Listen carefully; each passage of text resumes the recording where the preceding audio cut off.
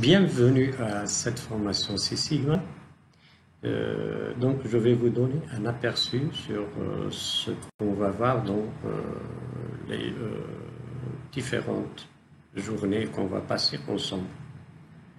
Donc, Six Sigma, comme vous le savez, c'est une méthode d'amélioration et d'élimination de la variabilité. Mais ce qu'il a d'intéressant, c'est qu'il se base sur les faits et sur les mesures. Donc sur les chiffres pour arriver à des conclusions.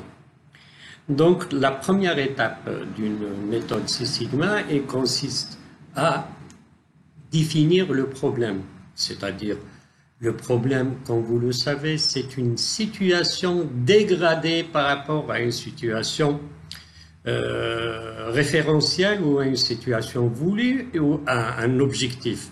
Donc d'abord c'est d'évaluer cet écart entre la situation qu'on vit actuellement et la situation souhaitée.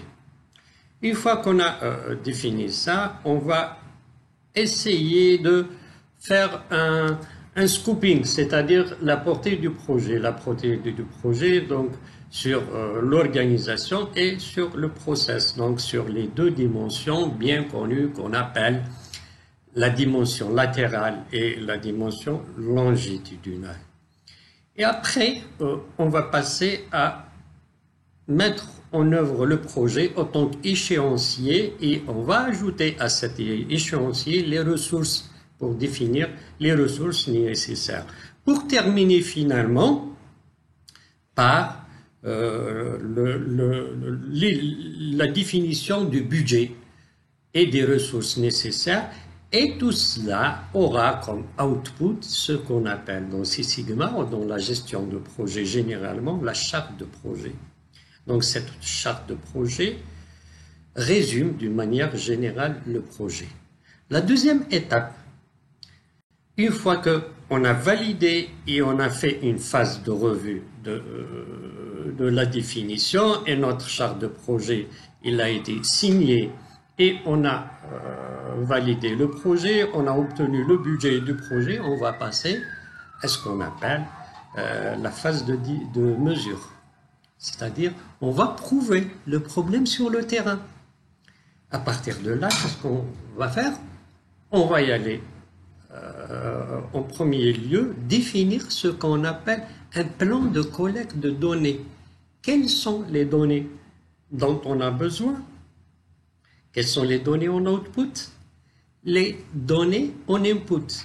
En Six Sigma, on explique ça. Les causes de variabilité, donc l'input et l'output, c'est la réponse de notre process. Donc on va définir la fréquence d'échantillonnage des données, le nombre de données, à quel niveau du process on va échantillonner, etc. Donc cela s'appelle le plan de collecte de données. Une fois qu'on a défini le plan de collecte de données, on collecte les données. Et après avoir collecté les données, on va valider le système de mesure. Je vous rappelle que dans Six Sigma, on s'intéresse à la variabilité, à la mesure de la variabilité. Donc, dans notre Six Sigma, on essaye de trouver comment évaluer le système de mesure qui a estimé cette variabilité. Et la dernière étape dans la phase mesurée, c'est bien d'évaluer les performances de notre process actuel, ou ce qu'on appelle aussi dans notre langage Six Sigma, c'est la capacité du process qui s'exprime en termes de la capacité de variabilité du process par rapport aux spécifications du client. Une fois qu'on a fait ça, on passe à la troisième phase qui est la phase analyse. Là, à ce niveau-là, on connaît notre situation actuelle, on connaît notre système de mesure et on a collecté les données. Là, on va analyser nos données.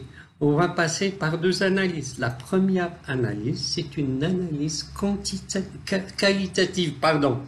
Cette analyse qualitative, On va évaluer là où il y a des gaspillages. Est-ce que notre processus n'a pas de goulot d'étranglement?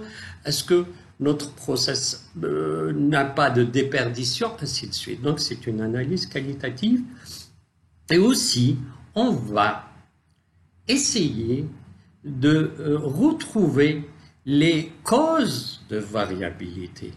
Une fois qu'on a terminé ça, on aura en fait en output, donc dans cette phase qualitative, d'un côté les variabilités et d'un autre côté, on aura les effets qui ont causé cette variabilité. Maintenant, on va passer à une phase d'analyse de variabilité quantitative en utilisant bien sûr les méthodes statistiques. Et bien sûr, je vous promets, et je tiens toujours cette promesse, que on ne va pas faire des calculs statistiques. On va utiliser des outils d'analyse de données qui nous permettent de nous faire sortir certains résultats à partir de certains énoncés de problèmes, et je vais vous donner toutes les astuces pour analyser ces données, pour dire que quelle est la cause principale, est-ce qu'il y a des interactions entre les causes, etc. Donc, une fois qu'on a fait ça, maintenant on a fait l'analyse qualitative et l'analyse quantitative. Il est temps maintenant de tirer quelles sont les causes. Donc ces causes-là, on va les hiérarchiser, donc on va les prioriser en fonction de leur effet sur la réponse qu'on est en train d'étudier. Une fois qu'on a fait ça, on passe à la quatrième phase, c'est la phase d'amélioration ou d'innovation. Dans cette phase-là, on s'intéresse plutôt à la mise en œuvre des solutions. Donc là, j'ai les causes, de l'autre côté, je vais trouver la raison pour chaque cause, d'accord? Donc on va essayer de trouver ça, les solutions pour éliminer les causes de variation. Mais aussi, on ne peut pas mettre en œuvre d'un seul coup toutes les solutions. Donc on va prioriser et on va prendre quelques solutions qui sont pertinentes et on va essayer de les mettre en œuvre. Mais avant de les mettre en œuvre aussi, on doit faire attention à ce qu'il n'y a pas de risque quand on va mettre ces solutions-là. Donc on va faire ce qu'on appelle une analyse de risque par rapport à chaque solution. Une fois qu'on a fait ça, on va mettre en place aussi un plan de mise en œuvre. Donc c'est la phase d'amélioration, on termine ici, et après on arrive à la dernière phase, qui est la phase contrôlée. Maintenant, on a trouvé les solutions, on a mis le plan de mise en œuvre, ou ce qu'on peut appeler le plan d'action. Maintenant, on est arrivé à la phase de contrôle. Donc, on va utiliser un certain nombre d'outils pour surveiller et contrôler notre process. Est-ce qu'on a réellement réussi à l'améliorer? Voilà le cycle. Donc, cette formation, elle est déclinée sur 3 niveaux. Le premier niveau, c'est la Yellow. On va étudier l'ensemble des concepts qui sont ici. Et le deuxième niveau, c'est la Green Belt.